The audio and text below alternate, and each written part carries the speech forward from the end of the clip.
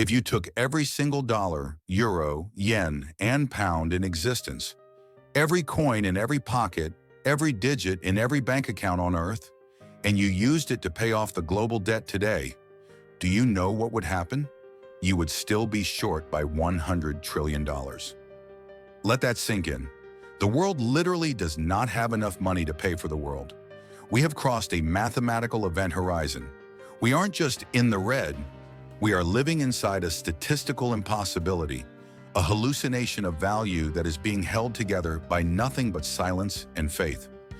But here is the part that should keep you up at night. This isn't a mistake. This isn't a glitch in the algorithm or some accidental byproduct of bad trading.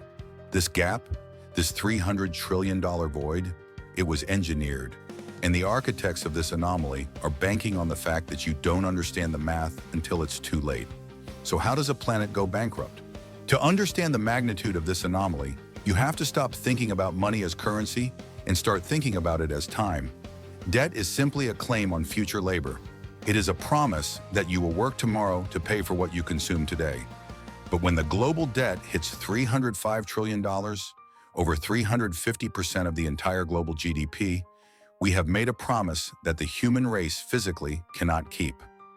We have mortgaged the labor of our children, our grandchildren, and their grandchildren, just to keep the lights on in the present. This is the sovereign silence, the dirty secret that every central banker, from the Fed to the ECB, discusses in hushed tones behind closed doors in Jackson Hole and Basel, but never on the 6 o'clock news.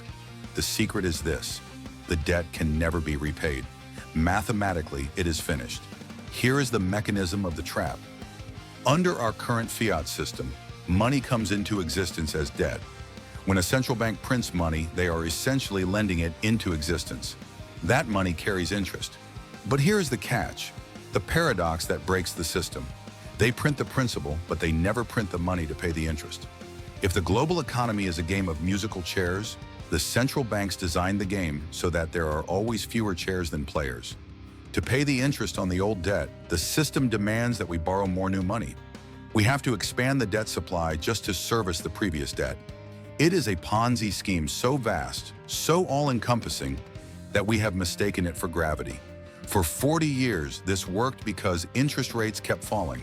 It made the debt cheap to carry. It allowed governments to binge. It allowed the housing market to turn into a casino. It allowed the stock market to detach from reality. But then the anomaly occurred. Inflation spiked. The central banks were forced to raise rates, and suddenly the math changed. When rates rise on $300 trillion of leverage, the interest payments alone start to consume the entire economy. Right now, the United States government is spending more on interest payments than it spends on its entire military. Think about that. The world's superpower is paying more to service its past mistakes than to defend its future borders. This brings us to the terrifying reality of the derivative time bomb. This $300 trillion is just the visible debt. If you look at the shadow banking system, the bets made on the debt, the derivatives market, some estimates put the notional value at over $1 quadrillion. That is more than all the wealth accumulated by the human species in history. The central banks know this. They know that if the public realizes the money in their savings account is actually an IOU, backed by an insolvent system, the silence breaks. And when the silence breaks, the bank run begins. So they engineered a narrative. They tell you that inflation is transitory. They tell you the banking system is resilient. They tell you that a soft landing is possible. They are lying to buy time. They are desperately trying to inflate the debt away, to devalue your currency so that the debt becomes numerically easier to pay, even while your purchasing power evaporates. They are choosing to burn your savings to save their system. This is not a recession. This is not a market correction. This is the end of a long-term debt cycle that began in 1944. The anomaly has grown too large to be contained by traditional economics. We are walking a tightrope over a canyon of default, and the wind is picking up. But if the math says a collapse is inevitable, the only question left is, when the music stops, who exactly did they design to be left holding the bag? Because I promise you, it won't be them. To understand the endgame, we have to go back to the moment the rules were rewritten. 2008 wasn't just a financial crash, it was a coup, not with tanks or soldiers, but with spreadsheets in silence. When the global financial system suffered a cardiac arrest, the central banks didn't just perform CPR. They hooked the patient up to a machine that pumps an infinite supply of adrenaline, and they swore they'd only use it for a few months. They called it quantitative easing. It sounds technical, doesn't it? Boring even. That was by design. If they had called it currency debasement or the legalized counterfeiting of trillions, you might have paid attention, you might have panicked. Instead, they called it stimulus, and they became the architects of infinity. For the first time in history, the referees decided to jump onto the field and start playing the game. They stopped monitoring the economy and started manufacturing it. By slashing interest rates to zero, and in some twisted cases below zero, they destroyed the most fundamental instrument of capitalism: price discovery. Think about that. The price of money is supposed to measure risk. If you lend money to a reckless gambler, you charge a high rate. If you lend to a safe business, you charge a low rate. But what happens when the central bank steps in and says, money is now free? Risk vanishes. Prudence is punished. Saving becomes a mathematical error, while borrowing becomes a survival strategy. They flooded the system with liquidity, buying up government bonds and mortgage-backed securities by the trillions. They told us this was a temporary bridge to stability. But a bridge is supposed to connect two pieces of solid ground. This bridge was built to nowhere, extending further and further out over the abyss, funded by future generations who haven't even been born yet. This is how they seized control. They didn't just influence the markets, they became the markets. When the stock market wobbled, they hinted at printing more. The market rallied. When housing prices stalled, they bought more mortgage debt. Prices soared. They created a Pavlovian feedback loop where the entire global economy stopped looking at revenue, profit, or innovation, and started staring exclusively at the lips of the central bank chairman. They engineered a reality where bad companies don't die, they become zombies, where asset prices detach completely from the wages of the people who are supposed to buy them. They built a paradise for asset holders and a prison for wage earners. But here is the fatal flaw in their architecture. You can print currency, but you cannot print value. You can manipulate the yield curve, but you cannot manipulate the laws of physics. By trying to abolish the business cycle, by trying to outlaw the recession, they didn't remove the risk from the system. They just bottled it up. They compressed the volatility of a decade into a pressurized canister, and they have been sitting on the lid ever since.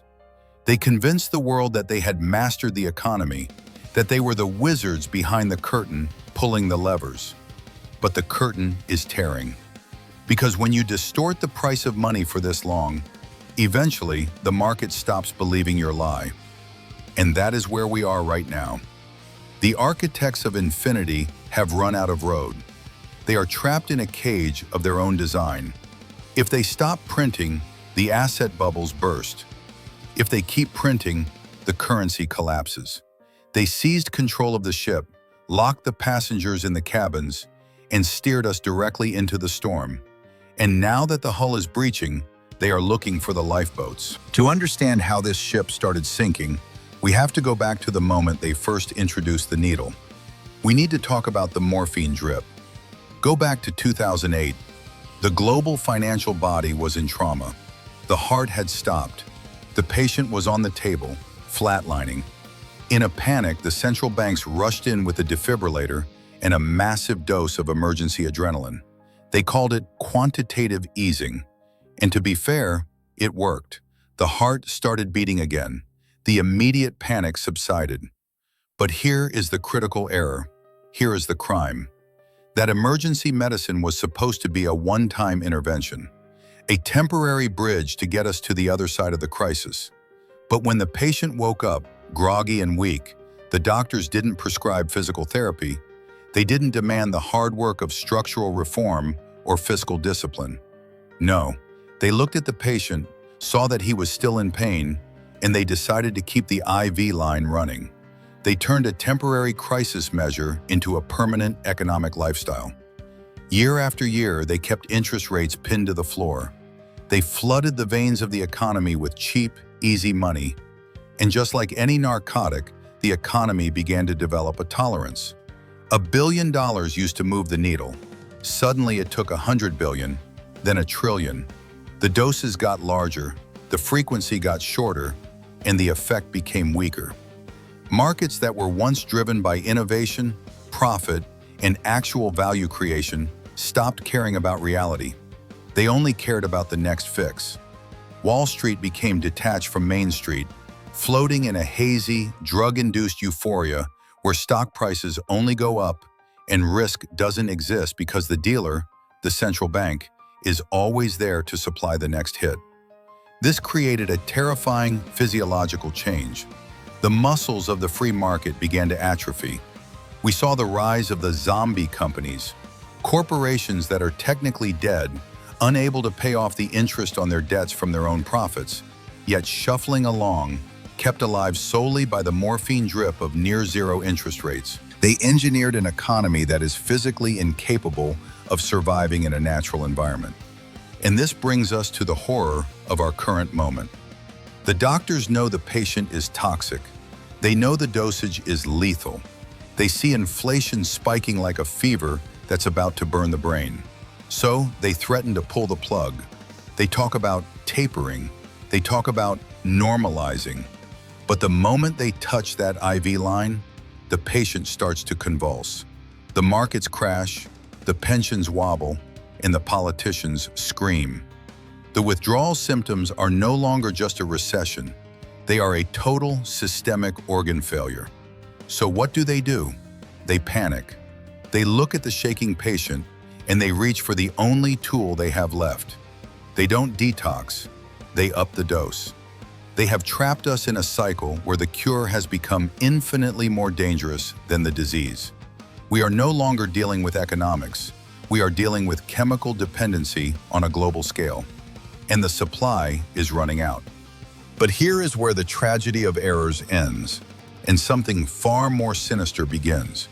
Because if you look closely at the timeline, if you really pay attention to the movement of money across the Atlantic and the Pacific, you realize something terrifying.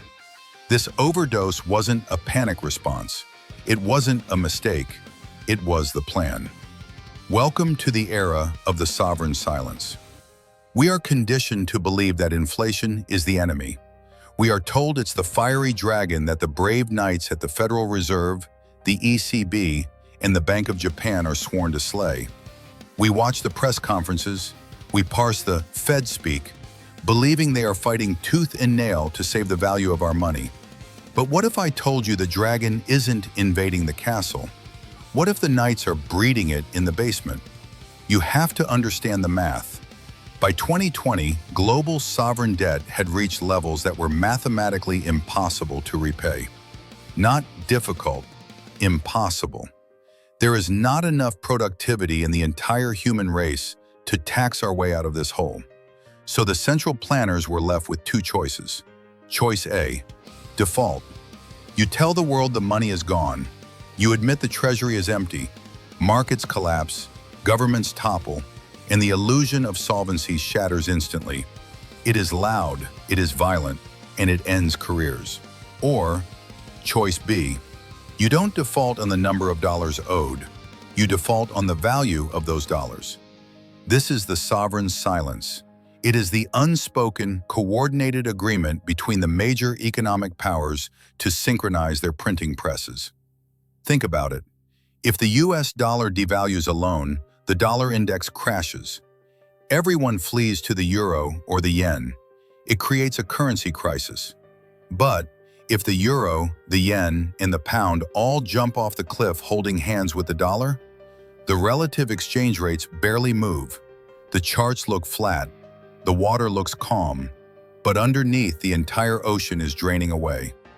This is why they talk about transitory inflation. This is why they changed the definition of CPI. They needed to buy time to melt down the real value of the national debt. They are paying back yesterday's massive loans with today's worthless currency. They are transferring the bill from their balance sheets directly to your dinner table. Every time you wince at the price of eggs, every time you realize you'll never afford a home in the neighborhood you grew up in, you aren't witnessing market forces. You are the victim of a heist. They are stripping the wealth from the middle class, vaporizing your purchasing power, and using it to plug the holes in a sinking ship. This is a silent default. It is the greatest liquidation of wealth in human history, executed without a single vote being cast. They didn't ask for your permission to tax your savings into oblivion. They just turned on the machine, looked each other in the eye, and agreed to say nothing. The silence isn't empty, my friends.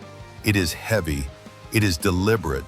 And if you listen closely, it sounds exactly like the air hissing out of your future. And this brings us to the precipice, to what astrophysicists call the event horizon. In physics, the event horizon is the boundary around a black hole beyond which nothing, not even light, can escape. Once you cross that line, the gravitational pull becomes infinite. There is no turning back. There is only the crush. In the world of sovereign debt, we have not just approached this line, we have crossed it. You see, most people operate under the comforting delusion that the system is broken. They look at the skyrocketing debt, the runaway inflation, and the frantic money printing, and they think, oh, the people in charge have made a mistake. They're incompetent. They messed up the calculations. I need you to understand something very clearly right now. They are not incompetent, and the system is not broken. The system is doing exactly what it was designed to do. Our entire global economic model is built on a foundation of debt. But here is the trap, the fatal flaw in the code. Money is created by issuing debt, but the money to pay the interest on that debt is never created. It doesn't exist.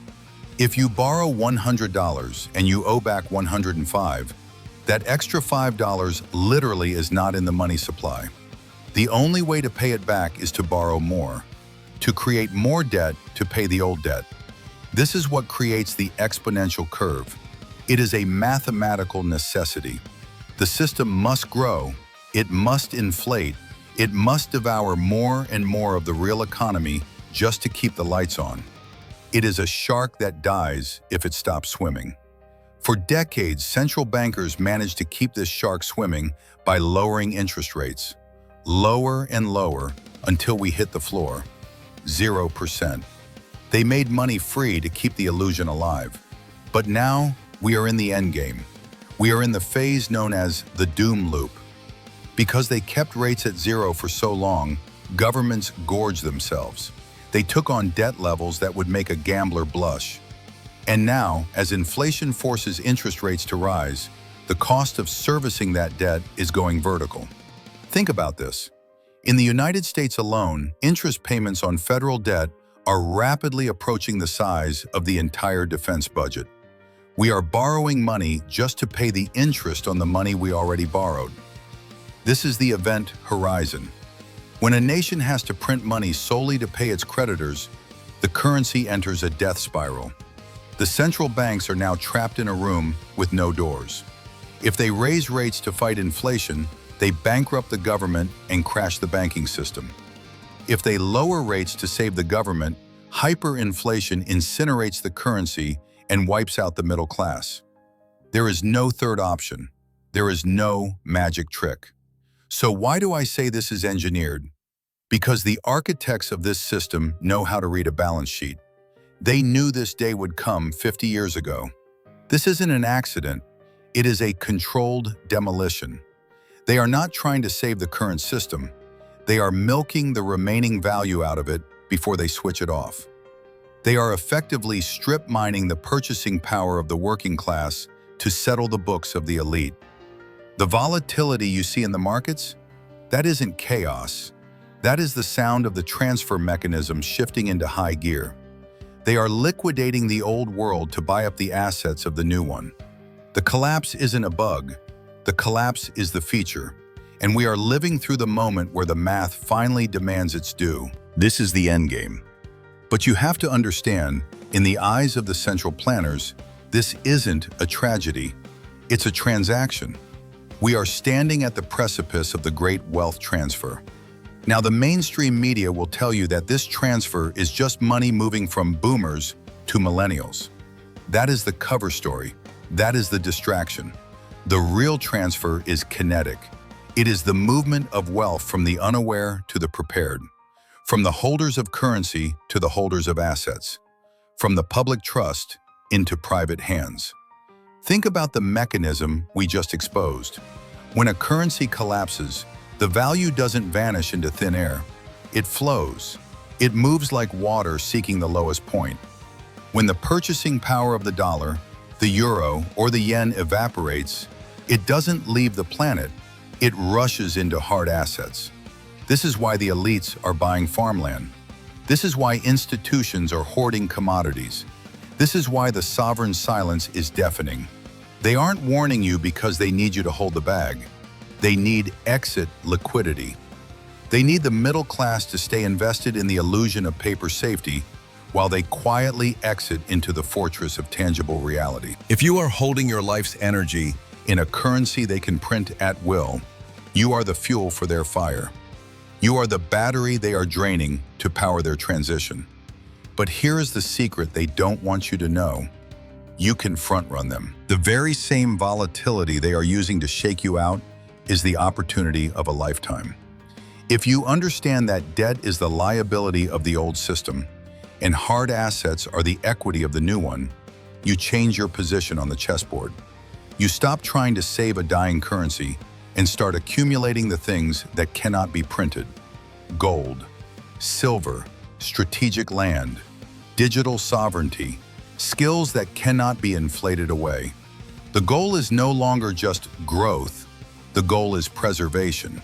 It is about positioning yourself on the receiving end of the wealth transfer. When the reset button is finally pressed, you don't want to be the one asking for a bailout. You want to be the one who owns the lifeboat. The window is closing. The sovereign debt crisis is the catalyst, but your reaction to it determines your future. We are moving from an era of fake money and easy promises into an era of hard consequences and absolute scarcity. The system is breaking by design. The question is not, will it crash? The question is, where will you be standing when the dust settles? This video was the diagnosis, but you need the cure. You need the blueprint for the specific assets that historically survive a sovereign debt collapse. I am currently researching the exact portfolio allocation used by the ultra-wealthy during the fall of previous empires, and I'm putting it all into part 2. Do not let the algorithm hide this from you. Click that subscribe button and turn on notifications right now. You cannot afford to miss what comes next. And if you want to see exactly how the IMF has played this game in the past, click this video right here. The history is terrifying, but the knowledge is power. I'll see you in there.